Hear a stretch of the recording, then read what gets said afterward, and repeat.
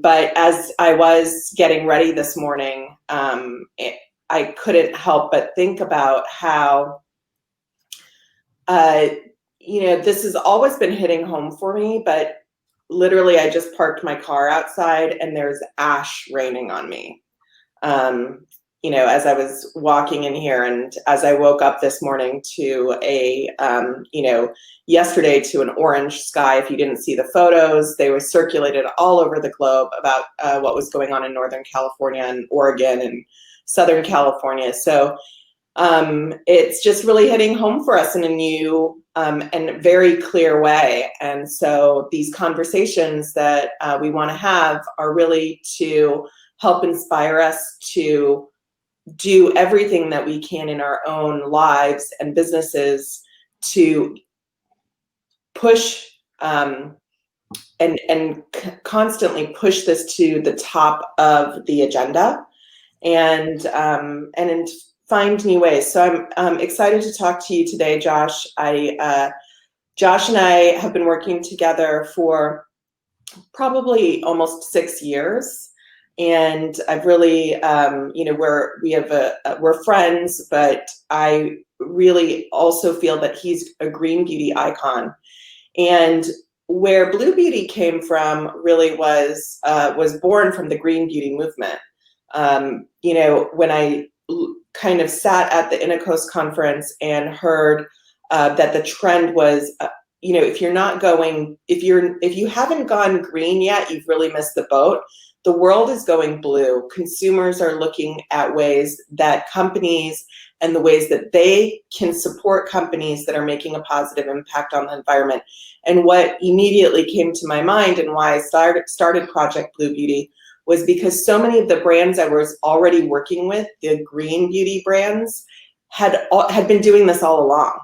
They had been, incorporating this into the way that they do business.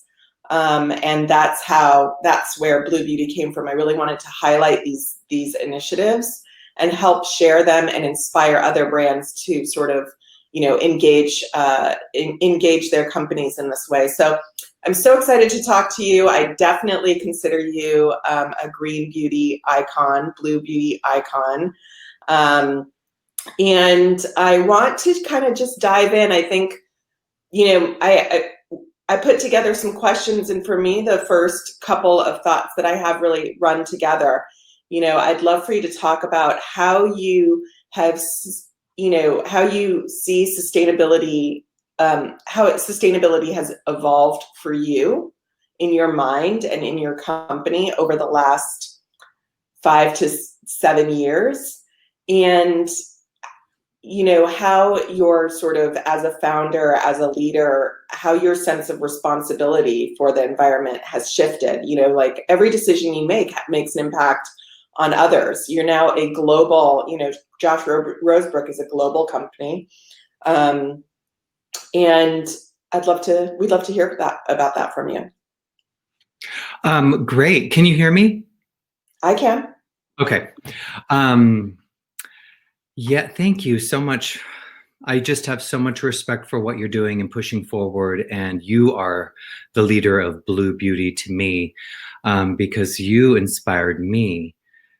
I think when you first started talking about Blue Beauty, it had to have been a couple, like at least 3 years ago was the beginning. And at that point, it was really about the pressure that I was putting on myself and my company about what are we going to do? How are we going to be a part of the solution, and what can we do better? And it's extremely overwhelming. And that's, I think, why a lot of people stop or don't move forward, is because there's so many things that you have to do to run a business and to be on the market, that you have to be on the market and you have to sell product and you have to keep your business alive before these other things that are very extremely important, but they don't keep the product on the shelf. Nobody knows what's going on behind the scenes. They don't know how how eco-friendly your company is, from the ground up internally, and through all facets of your, supply chain. They don't know that. So it's easy to appear one way. And I think, environmentally friendly formulations and production and practices and packaging materials is, what sort of creates Blue Beauty and what creates this. And I feel like how it's evolved for me is initially, when it came to launching products, eco packaging did not suit my brand at all. It wasn't pleasing aesthetically at all. And so it was a no-brainer to not use it. There are other ways where you use mailers instead of boxes, and there were other ways that I could make an impact. Being conscious is inextricable from many indie brand founders' mind, and that's great. We need more people that are inherently connected to our responsibility in doing better. But at the same time, when I'm starting out and you don't have a budget, you have to make exceptions. And for me, how I defined green beauty in the very beginning was the actual product formulation, and it being the most pure and the most sustainable that I knew at the time, and those ingredients being it was the purity and the quality and as natural as possible, and making sure that everything was fair trade. And it represented green like it never had been before. And that was admirable in what the consumer was looking for.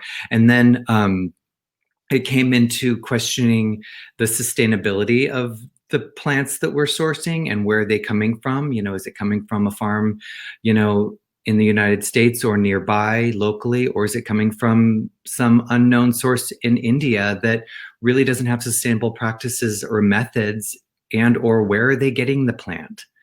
And this is ongoing. And by no means do I feel like I have conquered this, and I have help now at this point. So it's different, and I feel much more advantageous towards finding solutions, but it's still just a massive beast that I can see how it overwhelms many indie brands. But the fact that we're talking about it causes people to think and take action and question. And I find that questioning myself is the biggest sort of advantage I've given myself, whether it's from formulating or to packaging or my team members or customer facing situations, whatever it may be. It's questioning why I want a certain thing to be a certain way. And I know that sounds broad, but when it comes to eco packaging, we have to question yourself and where our money's going and why. So for me, after, questioning many of the green ingredients and natural ingredients in the products, it was, can we afford and can we find natural options? And then it was about prioritizing this packaging, but finding it. And that was very hard as well, because you can go to any supplier and get PET plastic packaging that's made all over the world, and you can get it for 10 cents a unit. And, you're looking at that with your budget, and you're also looking at something that can cost 10 times the amount with a huge minimum order quantity. And it's not an option. You just can't do that. And then what happens is that where the consumer makes demands, they also expect an accessible price point. And that if you're even pricing it $2 above what they think is accessible, they don't understand that. And so then they call your product pricey. And then you say, and they may hold environmental packaging to high esteem, and others may not care and still call it pricing. So there's a lot that you sort of juggle in this. It's very complicated. I know I'm kind of jumping around, but I want to start out as a brand. You're thinking about what can you afford to do. Yeah. And I think that now that you're more established, now I think this questioning, it's a luxury, right? Being able to even ask the question. Yeah, exactly. It is because back then it wasn't for me. It was like, no, we need stock bottles, and people, and I'm sort of just paraphrasing, but from the way I think, but people just need to be grateful that what I'm putting in the bottle isn't polluting the earth and isn't going into the rivers and oceans and causing a problem with marine life and wildlife. So that was where I sort of made the concession for myself, was that like, no, first things first, and this is, overarching sort of understanding we need to do, is that people and brands need to take it in strides, and you can't do everything all at once.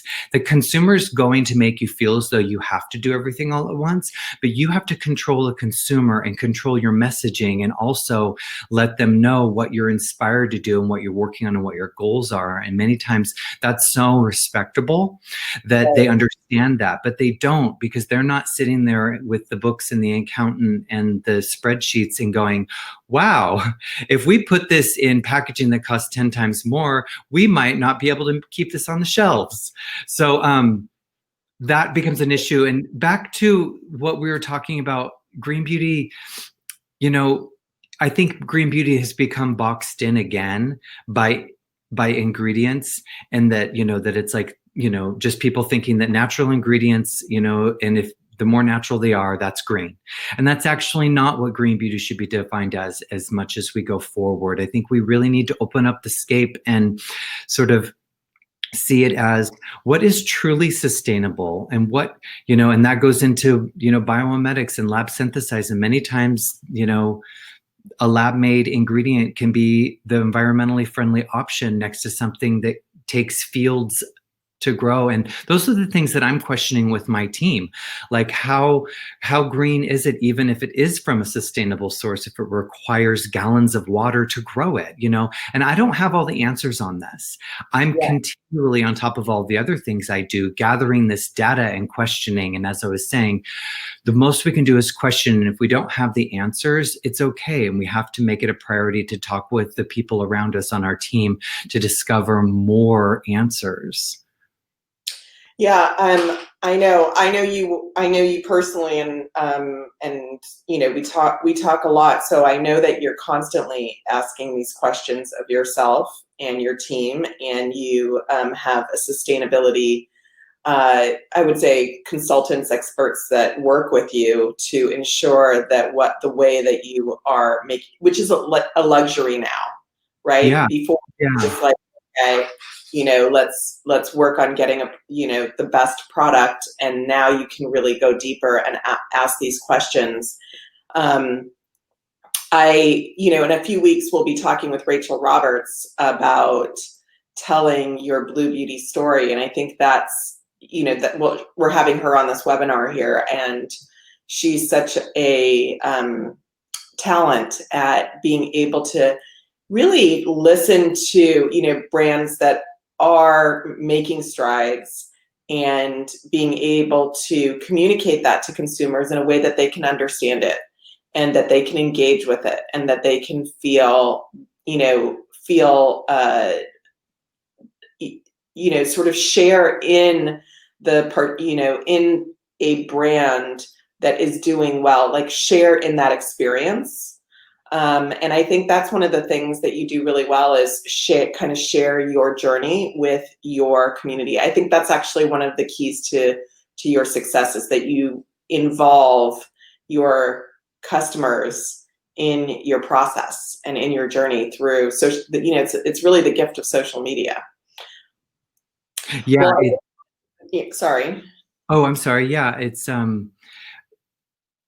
yeah, I agree. And it's also because I want people to know what we're doing, and I also want to help. You do think about other brands because you know where you've come from and how difficult it is. But because I care about the environment, I want other people to think about it another way, because so many times it can be overwhelming and people just abandon it. And but the little things can make a big difference as well. They do. They really do. and being able to like have a team member where I go, okay, I need you to find out if the ocean waste plastic is actually more environmentally friendly long term than glass, and find these contrasts that people assume don't exist, or they say, because glass has a very, very eco image, and it's not as eco as everybody thinks it is. Yes, we like our products to be in glass, but there's a lot of compatibility testing with materials that show us that there is not a problem with our very fine luxury products being in alternative plastics and sugar canes and things like this. It's not always that glass, because glass is very heavy, and that people don't consider the transport as well. And that, to be able to contrast these things and then make a decision. And sometimes, you get answers, and sometimes you just don't, because there's not people that have this, this data. Right. But So yeah. let's talk about packaging. You're rolling out some packaging updates through 2020 and 2021, which is the pandemic's really put a twist on being able to get things out the way that probably you and the whole world has planned. I think that, in terms of talking with brands over the last 6 months, the biggest challenge has been being able to secure and get packaging in a way that's reliable. So, but you have some great updates. So can you walk us through some of those, and what some of them have rolled out and some of them are coming in the future? Yeah, absolutely. First I'll start with, internally, because that's just as important, because it's a daily procedure that requires all sorts of resources, and it can be excessive or it can be environmentally friendly as well. And that's also what people don't see, and that's really not that cool to market. It's much more fabulous to come out with, a biodegradable packaging and share that for the consumer than to say, oh, did you know that we reduce and reuse in this way in our office? It's so we always have to remember, it's like, what we're doing behind the scenes, and sticking to it, and training new team members that come on board, because not everybody has an eco thumb. Yeah. So, and that's also too with the packaging materials, the reducing, the being very smart and strategic about how to ship things so they don't break and so they stay protected with the least amount of materials, and reusing boxes that come inbound, and working with our suppliers. And if they are wrapping things in too much bubble wrap or something, say, please don't use this. We don't want this. We have enough from you already that we're reusing and repurposing. Things like that. It's communication and standing up for your ethics internally. And, a strong emphasis on reducing, reusing, and recycling, and refusing. I think refusing is more important than recycling, because we all know that we're in a big conundrum with recycling facilities, and we don't even really know what's happening right now. We all kind of don't really know what's happening. Packaging. I think, first of all, as a bigger brand, as a bigger indie brand, there's, a lot of the big commercial brands don't do anything, because I don't know. I guess they don't have the consciousness around it. I think they're starting to, which is great. And I think we need to celebrate that. I know the reason why is because it cuts into profit. Right. And, a lot of them have, they're publicly traded companies that's all that matters. And that's unfortunate. But I think that as we lead the way, they will follow, because then the consumer will expect that. And, it happens like that. Unfortunately, that's just the way it is. But in the long run, it's fortunate. I think advice that I would give would be patient. Don't get overwhelmed. Make lists of goals. And then when you have time, ask for help to research. There are independent people you could pay hourly or create a budget for that will help you with your research. You can contract research, whether it's an environmental scientist or it's somebody who has a specialty in packaging sourcing, that you could say, okay, I have $500. Can you help me find packaging for this new product that isn't just this basic, non-eco-friendly packaging? How did you do it? So you've changed. You've got some products coming in post-consumer waste plastic, ocean. Consumer waste plastic, which I'm really excited about, because you're utilizing what's already been used and using it to make more. Some products do have to be in plastic, especially hair care in the shower. For example, there's just no way around it. And, I think the challenging part is that a small percentage of consumers will be the loudest that want a glass shampoo bottle. And that's not going to happen. But yet we can put our, ocean waste plastic, PCR, and we can do this. And then the hard part, I think, for brands is that people will then one-up you on the next why that's a problem. And it makes it very overwhelming for us who are not boardroom executives just making, financial decisions for a company, but our hearts and souls are in it, and we really care. So we have, there are certain things that are always going to be in plastic, and our responsibility is to find, post-consumer recycled and ocean waste, and hopefully, the prices on those things can come down so that they're more accessible, so that everybody's using it, so that it's more of a solution. But it's also in the hands of, and this is what I want to focus on too, is we need to put pressure on packaging producers and suppliers and green technology, that there needs to be technology. It's not just in the indie beauty brands in finding it, because that is part of it, but we need solutions that are better and that biodegrade, and there are advanced options, because we're getting pushed by consumers. We want to do better. We want to be able to afford it. But if the producers aren't making it available and aren't making, strides in their production of the innovation and technology for green and eco packaging, then we're caught. So are you, you've made these changes. So you have some things that are coming in bioplastic sugarcane tubes. I think where I come from with this is that I don't feel, and I think we talked about this before, but I think it's important to remember, because it does affect how I interview in conversations like this, is that I don't feel like I'm doing enough.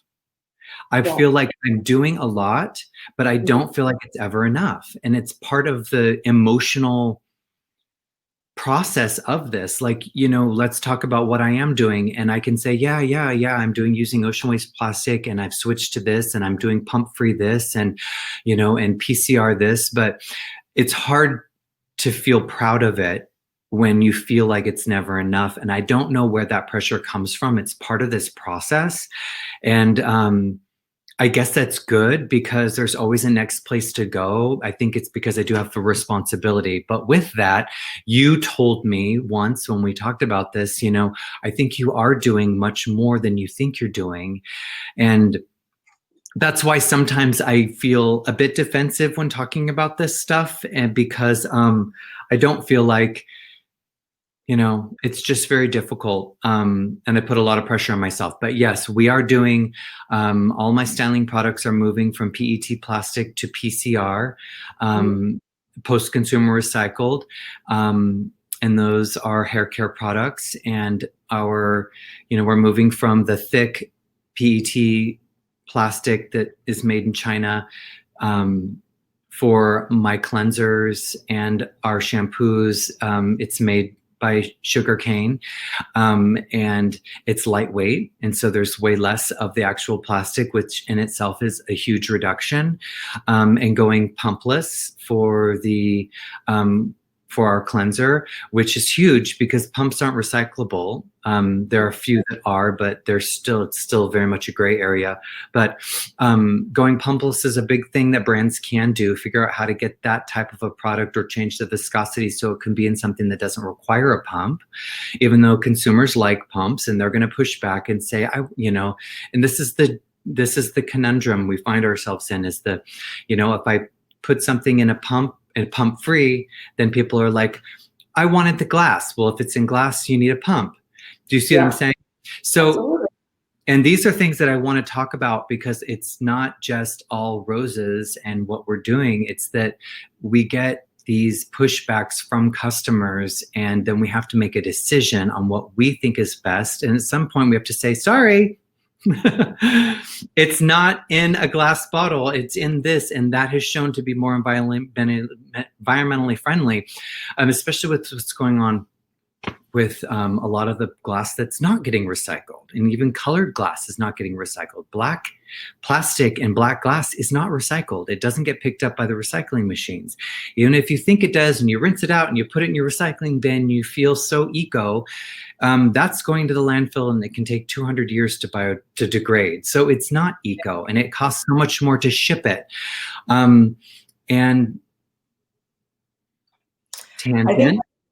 I think it's so interesting, to show, to really show the process that independent brands. I feel like you've been growing over the, leaps and bounds over the last 6 years.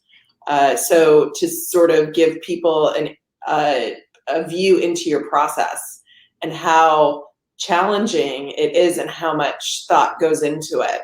And I would say, so packaging, I feel like, we've, you've made strides. You want to make more will come from you, because I think that's kind of the exciting thing for me, is like, I know you're always questioning, and I know you're always asking the hard questions, and I'm always excited to hear where you're going to go with things. So it's, I think it's, you're an exciting brand to watch as you evolve, and that's why I wanted to talk to you today. Thank you.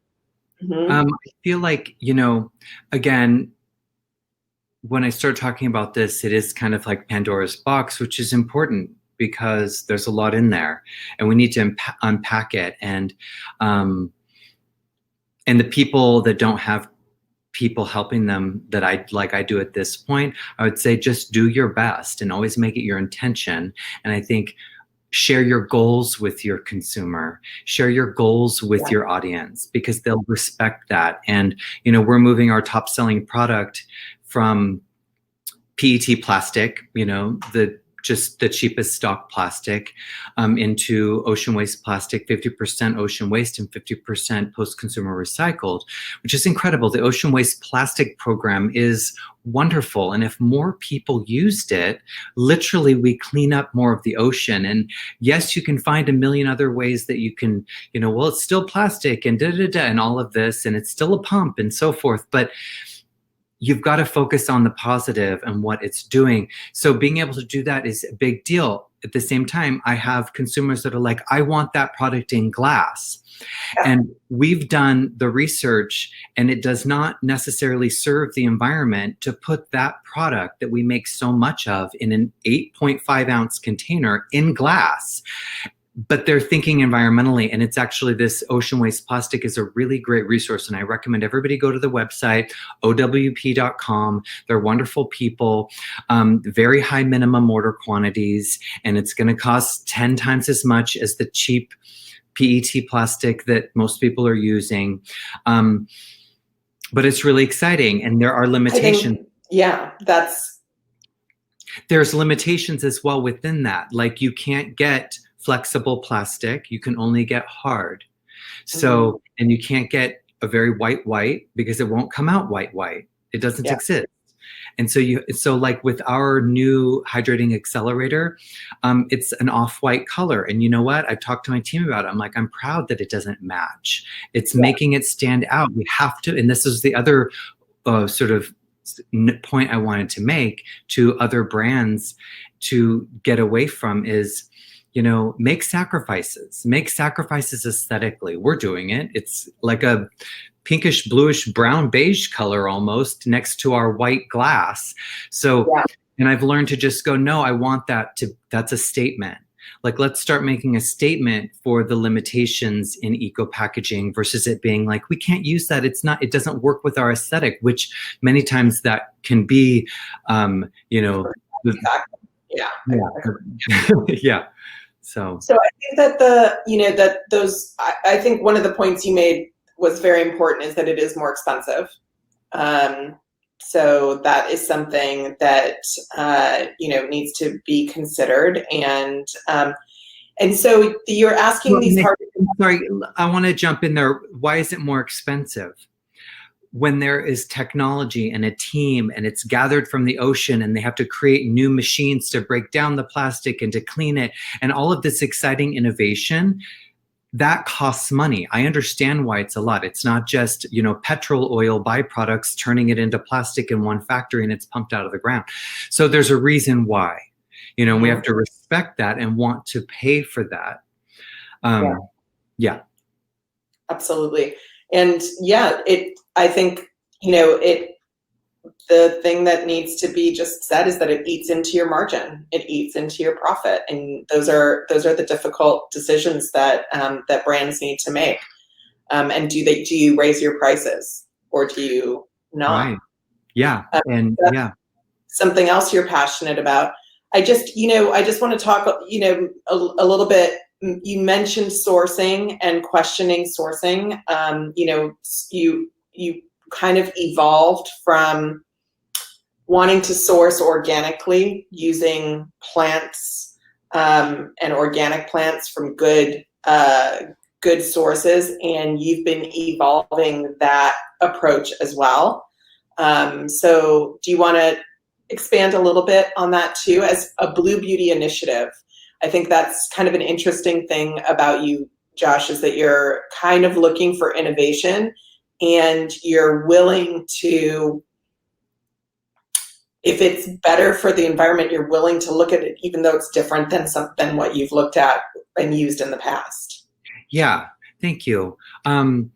So moving forward, it's been, again, you have to question what you're doing and if it is the most sustainable and environmentally friendly option that you can do right now. Everyone knows that, especially when you are a brand like at a certain size and you've become, regulatory, you've gone through regulation in the EU and all this stuff, you can't just change your ingredient list. When you're smaller, you can be like, oh, let's take that off. And on the next printing run, when we print, 200 labels, we'll just change it. And we'll let our 5 retailers know. It's a massive effort to take and remove one ingredient. Mm-hmm. So part of this process for me has been looking at everything and questioning and saying, do I need this? How can I do better? What is essential in these formulas and what can be removed? And going to my suppliers and asking hard questions for them that they don't always like to answer. And they don't always tell you the truth either. And this is another really gray area that's not talked about. Like, they will many times market back to you and tell you what you want to hear. And so a long-term relationship with the supplier is really important, because I have people that I've worked with for years that I still have to really pull teeth at getting deeper answers from them. Isn't that interesting? And people that I trust that. It's so interesting. I'm so glad you named that. I think that, that is that is the crux of why I started Beauty Heroes, was because if I couldn't get a straight answer from brands and companies, like, consumers had no chance. And so I asked the hard questions. I mean, when I'm talking to a brand, the questions, a lot of times they don't. I have had brands that have wanted to work with Beauty Heroes, and then you ask them questions. You say, okay, I have some questions for you about an aspect of their brand. They literally just don't answer you. They just say, oh, we're not going to answer the questions. Yeah.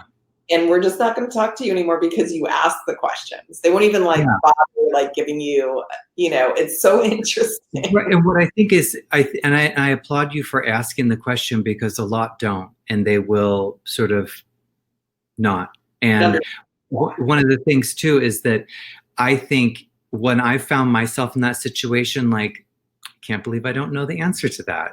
I should know the answer to that. I need to talk to that supplier. I need to talk to that producer. Instead of just being like, oh, I don't want to talk to you anymore, that's inspired me to dig deeper, versus other people don't want to know, they don't want to look at it, and they'll just turn away and wait for people to answer the comfortable questions and not change their methodology, their ethos, and what they're doing. And so it's just different. But like asking those questions, like I have somebody that I very much trust and has been a part of my team since 2005, that sometimes will still tell me what I want to hear, and I will still have to flip it on them and say, that's not what I prioritize. You're getting this wrong. And then they're like, oh, okay. And so things like that, you're never out of the water. Conversation. It's tricky, because I'm talking about it more now, because I used to be scared to talk about it because I thought it would expose something that I didn't know, because I thought I needed to know more. And now I'm just comfortable letting people know that I know a lot about what I'm doing, but I'm always uncovering more. Why? Because you are too. You are too. You are too. Because science changes, technology evolves, everything changes, medicine changes. So don't you think that cosmetic science and packaging and things are going to change, and what we thought was eco 10 years ago really isn't the most eco now? So I've just become comfortable with what I don't know and being okay with that, and then talking about it when other people, as founders feel like if they don't appear like they know everything, that they're an absolute failure. And that's the conversation that needs to be talked about, because none of us do. And as we grow and know more, it's being humble and going, gosh, I didn't know that. I didn't consider that was a problem, or could be a problem, that you might order from an organic essential oil supplier and they might be taking the waste and throwing it in a big cesspool out their back door, and it could be finding its way into groundwater or in a stream, and you're like, that's not serving the environment, and I'm giving you my money. So, but they don't think they're doing something wrong. Do you see what I mean? And so it's a lot, and it's a lot to unpack, but it's something that, again, when it comes to digging deeper and not just taking people's answers and, and questioning what suppliers, because I think that the focus needs to be put on suppliers and producers and, people like that, because they don't have a customer facing responsibility. And so they literally will just tell you what you want to hear. And many indie brand founders are just like, just that's a very with it. I think the more that brands are questioning them, the more they will hopefully think about it. I want to switch gears to our last kind of topic for this conversation, and I feel like this is an area where you've evolved a lot in the last few years, which is giving back to environmental causes and social causes. I feel like in the past, that's something that Josh Rosebrook, the company, kept very private. And I think that, I'd like to hear how you've evolved and how you view that as a part of your company, giving back to environmental causes, social causes, even talking about them, money, how much you consider, how you even factor that into your business model. Okay, this hits home for, so many reasons, and it really just, it matters a lot. And it also is exciting for me too, because it takes the focus for me off of cosmetics a lot of the time, because it's really about our community and and our our bigger, greater impact to the world that we live in. And that matters to me very deeply. And, you know, from the very beginning, my brand was always, you know, I didn't fit in when I was young. I did not identify with the boys or the girls. Never felt like there was truly a place for me. And that's a very weird, sad feeling to grow up with. And I know there are a lot of people like that, that you don't feel like the world that you fit in the world. And so when it comes to finding myself in beauty, it was about, you know, discovering, you know, the marketing of the Body Shop, which was not marketed to women, you know, to the feminine energy. It was marketed to people. And you know, with that, I felt like, oh my God, beauty is there for me. Beauty is me. Can you see there was just an inextricable connection to it? And it was the same when I discovered clothes from the Benetton stores and from the Gap. They were unisex clothing. They were saying you matter. And so moving forward, I was connected to beauty in this way. And socially, you know, I'm always looking out for the people who don't feel represented. And, you know, and within the marketing, I always want to help. You know, we have a preconceived notion of what standards of beauty are, where it's all programmed inside of us. And, you know, it's breaking that mold and highlighting what's beautiful, and that dark skin tones are beautiful, Black people are beautiful, and people of all sizes and ages are beautiful, and glowing skin can exist next to skin that also within skin that has wrinkles on it. Beautiful skin can have wrinkles. And so changing this perspective of beauty, and then including everybody, is really important. And then also acknowledging what we want to create, you know, with our products, and the goals of what are beauty products then in and of themselves are really there to sort of, you know, get us away from our insecurities to a degree. And so it's an interesting question. It's an interesting thing. Back to that, like, using Black transgender models has always been a really important part of what I want to do, because this has been for years, because of, I want to help them have jobs, because they are people. You know, they're people, and they are, you know, kept out of society. They're kept out of job opportunities. They're kept out of many aspects of our culture, because they're rejected and how they're viewed.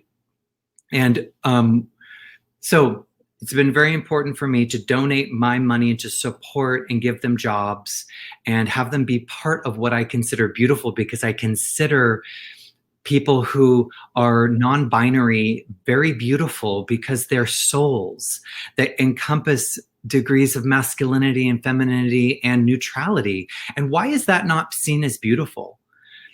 Do we hate the feminine or reject that people are not masculine so much that we only think that one or the other is actually beautiful, and our physical bodies? Okay, so I'm getting too far off topic, but I want to just say that it's really important what we're doing and supporting, you know, Black transgender people are murdered at a rate higher than anybody else in the world.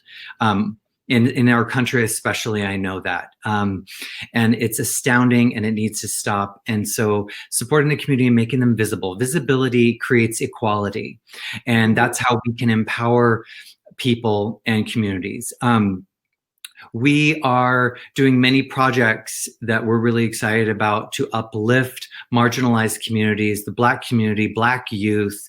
And, you know, there is the bigger conversations that you have brought up about the intersectionality of climate change and of disparity between the poor community and the people that are paying the price the most to ecological disasters and these pandemics are disadvantaged communities and children. And really being able to talk about that is important, because they feel that a lot of people don't want to talk about it because they're scared of saying the wrong thing. And this is, I think, one of the greatest things that's come out of this year, is being able to talk about things and say the wrong thing and having it be okay, and you're not going to get canceled. And it's really important. So for us as a company, we have some long-term projects, but we also have some very important short-term projects that we've already been really successful with. We're matching donations on our site with every purchase. Every time you purchase, we have a button where you can donate as much as you want to our highlighted charities. The Advancement Project, which is a Los Angeles-based initiative that goes to advancing youth and Black lives, and is doing a really incredible job. But we match those funds. You donate $1, we donate $1, and we've now matched thousands and thousands of dollars every month.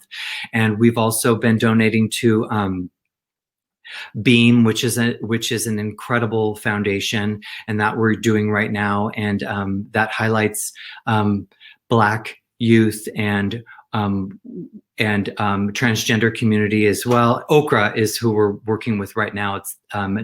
It's supporting Black transgender community and giving them work and money and food. And that's really important too, because you don't realize that, like, work and food, it's really important. And and we're also working on, which we're working on with you in a bigger project, is a Black and people of color community-based wellness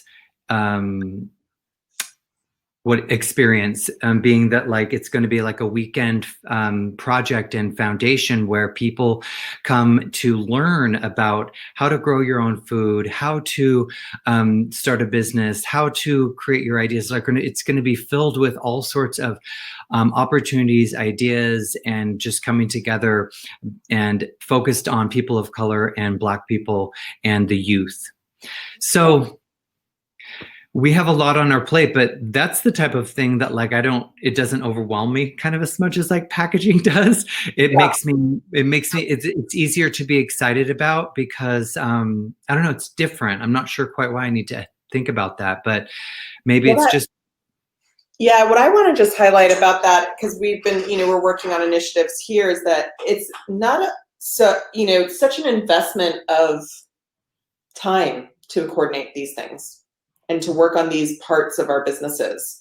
Really establishing these relationships with causes that are meaningful. It actually takes a lot of time and energy. It's definitely work that's meaningful and enjoyable and rewarding, but it's a lot of time to do what you're talking about. And I think that's an investment, in addition to the funds that from the company that go into that. It's really it's an energetic investment and a time investment from your company. So, And you have to have a team member, because I can't do this on my own. You have to have a team member that's equally, if not more, fired up about it. And that's what pushes it forward. And because if somebody else on your team is not as fired up about you with it, these projects won't go forward. So I owe that to having really committed, inspired team members that believe and fight for equality and anti-racism, and that want to keep being better and be an example and do more. Yeah. Well, I think what's so beautiful about being an independent company like Josh Rosebrook is that you can make these decisions. You can make them at will. They take time and they take consciousness, and you make them responsibly as a responsible business owner. But you can make them with that, and it's a very, it's hard to be an independent company. But it's also, in some ways, it's easier because you decide that you want to put on, that this is important to you, and you can execute on it because it's important to you. So it's one of the, I think, best parts of being an independent company in any industry is that you get to make these decisions and to live out your values through your company. I think that's all the time we have today. So I'm so grateful for you coming and sharing, really, and being very vulnerable about all of the aspects of your brand with the Innocoast community. Thank you so much to everyone who tuned in. And Josh's top selling product is Hydrating Accelerator. It's the top selling product at Beauty Heroes. And if you have never tried it, you should definitely try that product. It's fabulous. And the whole line is fabulous. We love working with you, Josh. And thanks for coming on and talking with us today. Thank you so much, Jeannie. And thank you, Irina, as well. I appreciate it so much.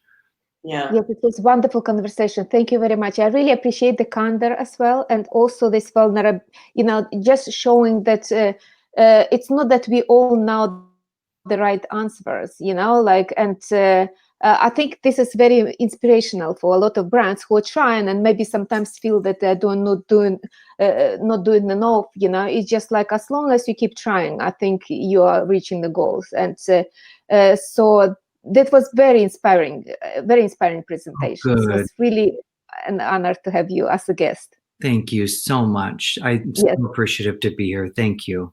Okay. Stay strong, California. Be safe. Thank you. The fires are going better. The situation. May they be put out. May it rain. Yeah. Thank you. Great. Thank you, everyone. Have a great rest of the day. Bye. Bye.